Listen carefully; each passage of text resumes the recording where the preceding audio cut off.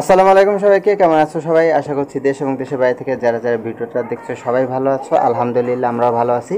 তো বন্ধুরা, অনেকদিন পর একটা রান্নার রেসিপি নিয়ে আজকে হাজির হয়েছি। আর আজকে যে রান্নাটা রান্নাবো এটা কিন্তু খুবই একটা নতুন রান্না। তো প্রথম থেকে শেষ পর্যন্ত ভিডিওটি না টেনে অবশ্যই দেখো। আশা করছি আজকে ভিডিওটা সবার ভালো লাগবে আর আজকে রান্নাটাও সবার ভালো লাগবে। তো রান্নাটা হচ্ছে কাঁচা কাঁঠাল। তো কাঁচা কাঁঠাল আগেও আমি রান্না করে দেখিয়েছি, কিন্তু আজকে একটু অন্যরকম করে দেখাবো। তো চলো দেখি, আগে কাঁচা কাঁঠালটা কেটে নেব, তারপরে বাকি প্রসেসিংগুলো সবাইকে দেখিয়ে দিচ্ছি।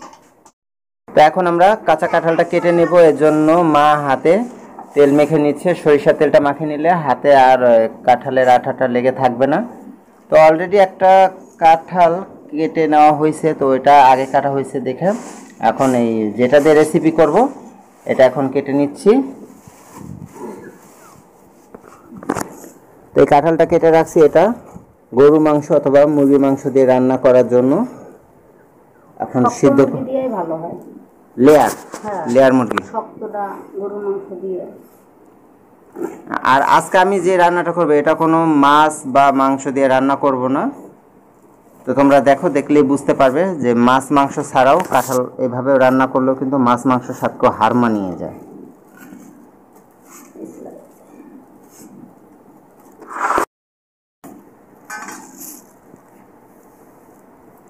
এই যে কাঁঠালটা মাঝখান থেকে কেটে নিলাম।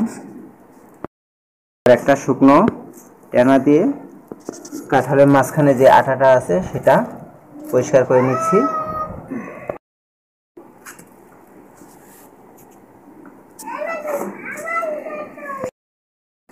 এরকম ছোট ছোট টুকরো করে আগে কাঁঠালটা আমরা কেটে নেব।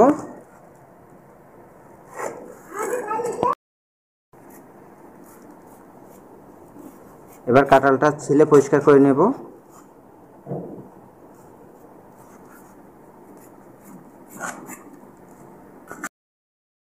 এবার এরকম ছোট ছোট টুকরো করে নিচ্ছি।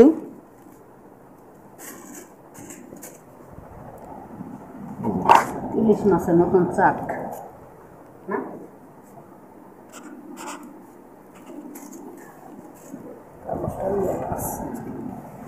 তো বাকি কাঁঠালগুলো আমরা ঠিক এইভাবেই পরিষ্কার করে ছোট ছোট টুকরো করে নিচ্ছি। তো কাঁঠালটা কেটে খুব ভালোভাবে ধুয়ে পরিষ্কার করে এর মধ্যে দিয়ে দিয়েছি লবণ আর হলুদ গুঁড়ো। আর এবার দিয়ে দেব পরিমাণ মতন পানি, যাতে খুব ভালোভাবে সিদ্ধ করে নেওয়া যায়। এবার ভালো করে সিদ্ধ করে নেব। আর যখন এটা একটু পানিটা বলক আসবে তখন আমরা এখানে দিয়ে দেব দুটো আলু।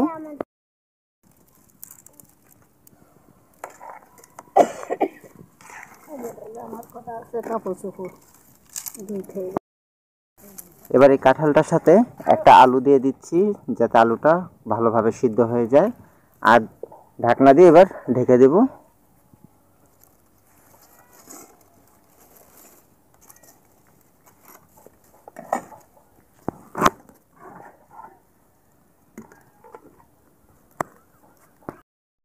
তো বন্ধুরা, এখন আমার সিদ্ধ করে রাখা কাঁঠালগুলো আমি নামিয়ে নেব। খুব ভালোভাবে সিদ্ধ করে নিয়েছি। যেগুলো রান্না করব সেগুলো খুব ভালোভাবে সিদ্ধ করে নিয়েছি। আর বাকিগুলো কিন্তু আগেই উঠিয়ে রেখেছিলাম হাফ সিদ্ধ করে। এই যে এখানে এগুলো গরু মাংস দিয়ে রান্না করা হবে বা মুরগির মাংস, এজন্য এগুলো বেশি সিদ্ধ করা হয়নি, শুধু জাস্ট একটা বলক আনার পরে এগুলো নামিয়ে রাখছি। আর এগুলো রান্না করবো এখন, এর জন্য খুব ভালোভাবে সিদ্ধ করে নিলাম। তো কাঁঠালটা খুব ভালোভাবে সিদ্ধ করে নেওয়া হয়েছে, আর আলুটাও খুব ভালোভাবে সিদ্ধ করে নিয়েছি। এবার এটা শিলপাটায় খুব ভালোভাবে বেটে নেব। চাইলে এটা ব্লেন্ডারও করা যায়, কিন্তু শিলপাটায় বেটে নিলে খুব ভালো হয়। একটু দানাদার মতন থাকবে। এখন এটা ভালো মতন শিলপাটায় বেটে বাকি প্রসেসগুলো দেখিয়ে দিচ্ছি। তো কাঁঠালটা খুব ভালোভাবে বেটে নিয়েছি, দেখো এই যে এইভাবে একটু আঁশ মতন আছে। আর সাথে আলুটাও খুব ভালোভাবে বেটে নিয়েছি। এবার এখানে দিয়ে দেবো একে একে বাকি সব উপকরণগুলো দিয়ে দিচ্ছি একসাথে। আদা আর রসুন বাটা, ঝালের জন্য একটু লাল মরিচের গুঁড়ো, একটু হলুদ গুঁড়ো। যেহেতু লবণ দিয়ে আমরা কাঁঠালটা একটু সিদ্ধ করে নিয়েছিলাম, তাই এখানে একটু কম পরিমাণে দিব। আর দিয়ে দিচ্ছি ভাজা জিরার গুঁড়ো আর এবার দিয়ে দেব একটু বেসন,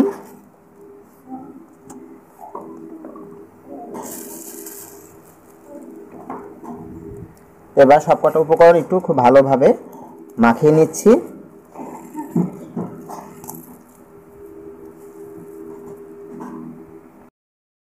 আর এখন এবারে একটু দিয়ে দিচ্ছি সরিষার তেল, দিয়ে আবারও ভালোভাবে মেখে নেব।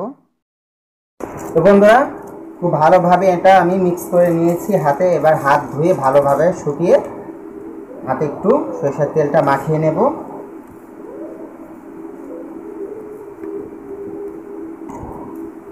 আর এরকম একটা স্টিলের প্লেটও একটু মাখিয়ে নিচ্ছি। এবার এখান থেকে কিছুটা ডো আমি উঠিয়ে নেব, তারপর প্লেটের উপরে দিয়ে একটা মাছের শেপের মতন করে দেব।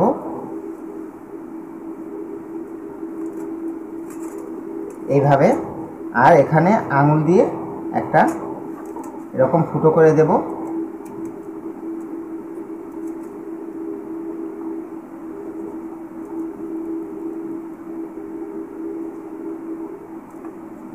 তো এইভাবেই আমি বাকিগুলো করে নিচ্ছি। দেখো, দেখতে কিন্তু একবারে মাছের একটা পিস মনে হচ্ছে। তো আজকে মাছ ছাড়াই আমি মাছের একটা রেসিপি তোমাদেরকে করে দেখাবো। তো বাকিগুলো ঠিক এইভাবেই করে নিচ্ছি। তো বন্ধুরা, এই দেখো আমি একে একে সব কয়টা এরকম মাছের আকৃতি দিয়ে দিয়েছি। এবার এগুলো ভেজে নেব। তো এখানে মাটির চুলার উপরে এবার কড়াইটা দিয়ে দিলাম। এটা ভালোভাবে গরম হয়ে গেছে। এবার এখানে দিয়ে দেব তেল।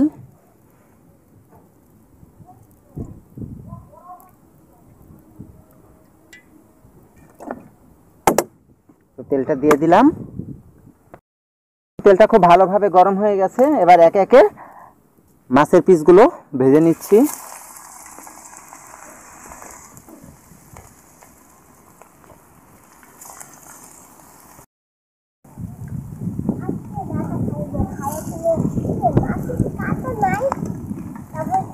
কাটা ছাড়া মাছ, এই মাছের মধ্যে কোনো কাটা নাই। তো এক পিস হয়ে গেলে এবার একটু এভাবে উল্টে দেব।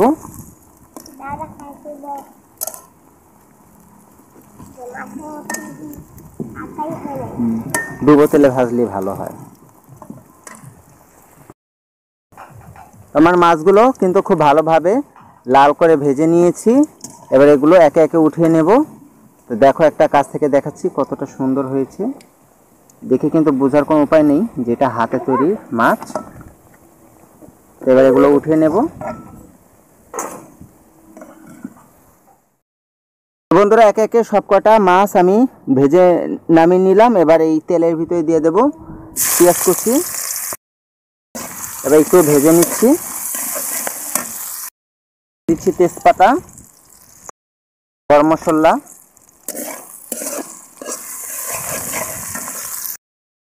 এবার দিয়ে দেব স্বাদ মতন লবণ, কারণ কাঁঠালটা যখন সিদ্ধ করেছিলাম তখন আমরা লবণ দিয়েছিলাম।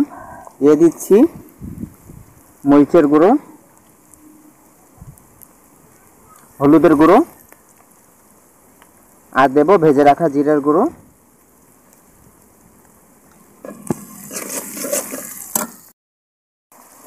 আর একটু দিয়ে দিলাম আদা রসুনের বাটা। এবার সবকটা উপকরণ একটু ভালোভাবে কষিয়ে নিচ্ছি। মশলাটা খুব ভালোভাবে কষানো শেষ। এবার এখানে সামান্য পরিমাণে একটু পানি দিয়ে আবারও কষিয়ে নেব। সামান্য পরিমাণে একটু পানি দিলাম। আর এবার এখানে কটা কাঁচামরিচ চিড়ে রেখেছি, এবার এগুলো দিয়ে দেব।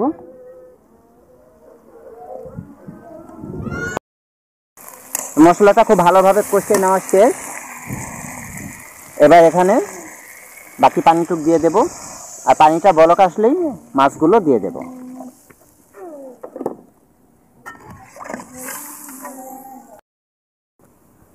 তো দেখো, আমার কিন্তু ঝোলে বলকটা চলে আসছে। এবার এই ভেজে রাখা হাতে তৈরি মাছগুলো দিয়ে দেব।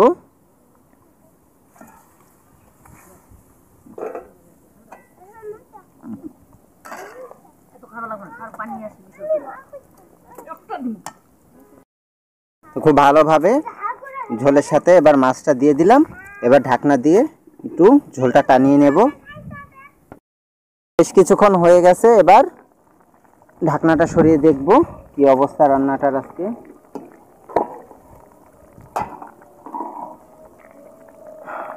তো দেখো বন্ধুরা, এখন এই যে